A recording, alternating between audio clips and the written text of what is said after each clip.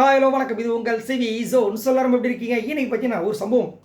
என்னடா இது, நேற்று விஜய் சேதுபதி அவ்வளோ சூப்பராக பேசுனான்னு சொல்லிட்டு நிறைய பேர் வந்து கிளாப்ஸ் பண்ணி விசில் அடித்து கொண்டாடுற டைமில் வந்துட்டு ஒரு சில விஷயங்கள் நம்ம கேட்கும்போது யோசிக்கும்போது அடாடா ஆமாம்ல அப்படின்னு தோணுது. என்னென்னா அதுக்கு முன்னாடி பார்க்குற எல்லோரும் மறக்காமல் நம்மளோட சேனலை சப்ஸ்கிரைப் பண்ணிட்டு பாருங்கள், லைக் பண்ணுங்கள், கமெண்ட் பண்ணுங்கள், அந்த ஹைப்பையும் பண்ணுங்கள். நம்மளோட சேனல் அடுத்த கட்டத்துக்கு மூவ் ஆகும், சரிங்களா?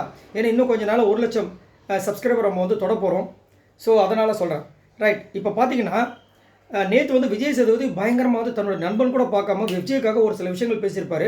அது மட்டும் இல்லாமல் பிரஜன் பேசின விஷயங்கள் அப்படியே அழகாக ஒன்று ஒன்றா இன்ச் பை இன்ச்சாக எடுத்து சூப்பராக பேசியிருப்பார். நம்மளுக்கு அப்போது Vijay Sethupathi 1 by 1 inch by இன்ச்சாக எல்லாத்தையும் நோட் பண்ணுறாருப்பா, எவ்வளோ பெரிய விஷயம் தெரியுமா அப்படின்னு சொல்கிறாங்க. வாழ்த்துக்கள், நம்ம எல்லோரும் பாராட்டுறோம். ஆனால் ஒரு விஷயம் யோசித்து பார்க்கும்போது அடடா அப்போ ஏன் இதை பண்ணலை? எதை? விஜய் பார்வதியை பற்றி இதே பிரஜன் சொல்லியிருப்பார். எனக்கெல்லாம் இந்த மாதிரி தங்கச்சி இருந்ததுன்னா நான் விஷத்தை வச்சு கொண்டு இருப்பேன் அப்படின்ட்டு இருப்பார். இது நல்ல வார்த்தைங்களா? அதேமாரி விக்ரம் சொல்லியிருப்பார், விஜய் பார்வதி நம்புறாங்களா அவங்க நாசமாக போயிடுவாங்கன்னு இருப்பார். அதுக்கப்புறமா ஐயோ நான் வந்துட்டு வெளியில் நான் சொல்லலை, கேமை பொறுத்த வரைக்கும் சொல்கிறேன், கேமில் அவங்க நாசமாக போன பரவாயில்லையா? எவ்வளோ பெரிய வார்த்தைகள் பாருங்கள். ஏன் இதெல்லாம் வந்துட்டு அவர் கேட்கவே மாட்டுறாரு? நல்லா யோசிச்சு பாருங்களேன். ஏன்னா இந்த பாரபட்ச போக்கு ரொம்ப நாளாக நடந்துக்கிட்டே இருக்குது. ஏன் இவங்க எல்லோரும் கண்டஸ்டன் தானே. இப்போது திவாகரை வந்துட்டு வக்கில்லையான்னு கேட்குறாரு. அதே தப்பு. இப்போ என்னென்னா முதல்ல திவாகர் கேட்டார், இப்போ நேற்று வந்து திவ்யாவை கேட்குறாரு. வார்த்தை பிரயோகம் கரெக்டாக இருக்கணும், சபை நாகரிகம் கரெக்டாக இருக்குன்னு சொல்கிறாரு. விஜய் சேதுபதியை வந்து வக்கில்லையான்னு கேட்குறாரு. ஒரு இன்டர்நேஷ்னல் டெலிவிஷனில் ஒரு ஹோஸ்ட்டு பேசலாம், நீங்கள் கண்டிக்கலாம், எல்லாமே ஓகே. ஆனால் அந்த வார்த்தைகள் நீங்களே வந்து அந்த மாதிரி வார்த்தை யூஸ் பண்ணக்கூடாதுல்ல. ஒரு ஜட்ஜாக இருக்கிற ஹோஸ்ட்டாக இருக்கிற நீங்கள் இந்த மாதிரி வார்த்தைகளை எப்படி யூஸ் பண்ணுறீங்கன்னு சத்தியமாக புரியல. ஏன்னா நீங்கள் வந்து அவங்களுக்கு சொல்லிக் கொடுக்கணும், இந்த தப்பை திருத்தணும். அதாவது கண்டிக்கிறது மட்டும் உங்கள் வேலை கிடையாது, அவங்களை திருத்துறதும் உங்கள் வேலை தான். சரி, கரெக்டுங்களா? அப்படின்னு நீங்கள் ஒரு முன்மாதிரியாக இருக்கும்போது நீங்கள் வந்துட்டு வக்கிலையான்னு கேட்குறீங்க. இது எது விதத்தில் நியாயம்னு எனக்கு புரியல. அதே மாதிரி விஜய் பார்வதிக்கு ஒரு விஷயத்தை பண்ணுறீங்க, எஃப்ஜேக்கு ஒரு விஷயத்தை பண்ணுறீங்க, விக்ரமுக்கு ஒரு மாதிரி பண்ணுறீங்க, சபரிக்கு ஒரு மாதிரி பண்ணுறீங்க. ஏன்?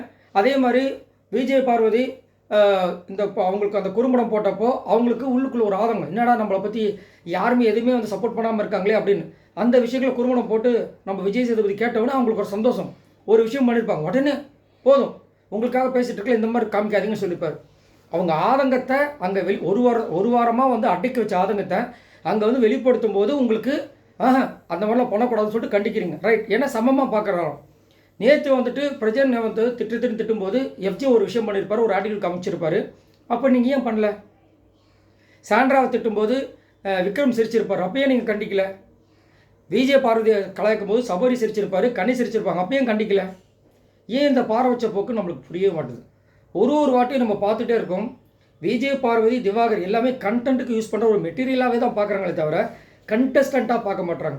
கமருதினியும் இவங்கெல்லாம் பார்த்தீங்கன்னா வழக்கமாக வந்தாருன்னா புளியார் செடி போட்டு நம்ம ஒரு வேலை ஆரம்பிக்கிற மாதிரி கமருதின் ஒரு திட்டு, விஜய் பார்வதி ஒரு திட்டு, என்ன எங்களுக்கு திவாகர் ஒரு திட்டு. ஏன் இதை வந்து நீங்கள் மற்றவங்ககிட்ட காமிக்க மாட்டீங்கன்றது நம்மளோட கேள்வியாக இருக்குது. அது இது எப்போ வந்து இதுக்கு விடிவு காலம் வரப்போகுதுன்னு தெரியல. ஆனால் உண்மையிலே பார்த்தா நேற்று வந்து சூப்பராக தாறுமாறாக இருந்துச்சு அந்த எபிசோட். அது வந்து மாற்றிக்கிறதே கிடையாது. அழகாக வந்து சாண்ட்ராவுக்கு சூப்பர், திவ்யாவுக்கு செம்மாடி, பிரஜனுக்கு சரியானடி, எல்லாமே நல்லா செம்மையாக சூப்பராக பண்ணிட்டு இருக்காரு. முதல் மாதிரி விஜய் சேதுபதியும் கிடையாது, இப்போ வந்து சூப்பராக வந்து தரமாக எடுத்துகிட்டு போகிறார் எபிசோட.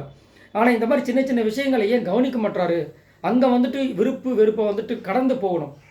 எனக்கு விருப்பமான ஒரு சொல்கிறார்ல, நேற்று வந்து விஜய் பார்வதிக்கு ஒரு அறிவுரை கொடுத்தாரு, உங்களுக்கு பிடித்தவங்களுக்கு வந்து நீங்கள் ஒரு சுகர் கோட்டிங் பண்ணுறீங்களா, அதை நிறுத்தாதீங்க, அதை வந்து நல்லா இல்லைன்னார்ல. இப்போ இவரும் அப்படி தானே பண்ணுறாரு. எஃப்ஜேக்காக ஒரு விஷயத்த பண்ணுறாரு. இதே இது எஃப்ஜே வந்துட்டு வெற்றிடுவன் சொல்லும்போது அதை பற்றி கேட்கவே இல்லை. அதுக்கு அடுத்த வாரம் தான் வந்துட்டு அந்த விஷயங்களே வெளியே வருது. ஏன் அந்த வார்த்தைகள்லாம் வந்து பெரிய வார்த்தை இல்லையா? ஒன்றும் சொல்கிறதுக்கு இல்லை. ஆனால் இந்த மாதிரி வந்துட்டு பிரஜன் வந்துட்டு விஜய் பார்வதியை சொல்லும்போது இதை பொங்காத விஜய் சேதுபதி எஃப்ஜேவை பற்றி சொன்னோன்னு அவ்வளோ பொங்குறாரு. அதுவும் அப்படி சின்னதாக எழுதி பேப்பர் இந்த பக்கம் படிக்கிறாரு, அந்த பக்கம் படிக்கிறாரு. ஒன்றும் சொல்கிறதுக்கு இல்லை. இதை பற்றி உங்களோட கருத்துக்களை சொல்லுங்கள். ஏன் இந்த மாதிரி பாரபட்ச போக்கு விஜய் சேதுபதி இன்னுமே வந்து கடைபிடிச்சிட்டு இருக்கார்? குறிப்பாக விஜய் பார்வதிக்கு, திவாகருக்கு, கமருதனுக்கு அகேன்ஸ்டாக மறக்காமல் கமெண்ட்ஸ் பண்ணுங்கள். பாய் நண்பர்களே, மறக்காமல் சப்ஸ்கிரைப் பண்ணுங்கள்.